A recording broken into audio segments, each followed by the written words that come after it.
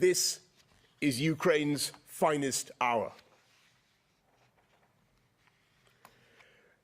that will be remembered and recounted for generations to come.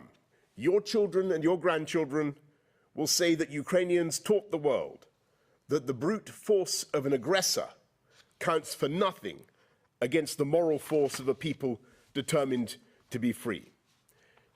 They will say that Ukrainians proved by their tenacity and sacrifice that guns and tanks cannot suppress a nation fighting for its independence. And that is why I believe and I know that Ukraine will win. You've proved the old saying.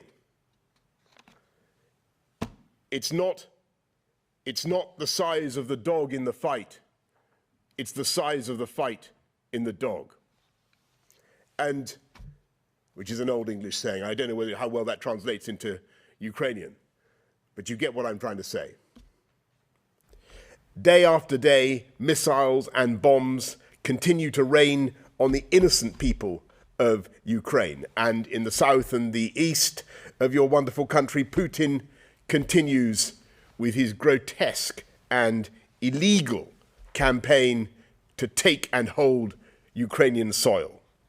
And his soldiers no longer have the excuse of not knowing what they are doing. They are committing war crimes.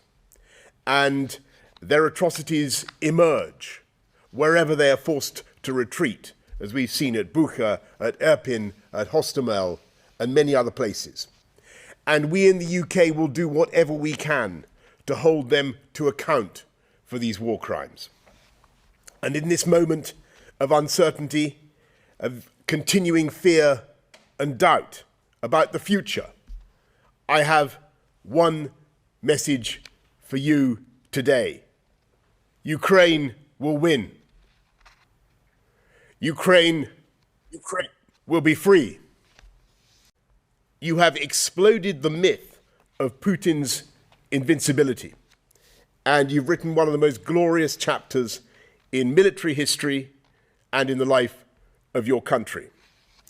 The so-called irresistible force of Putin's war machine has broken on the immovable object of Ukrainian patriotism and love of country.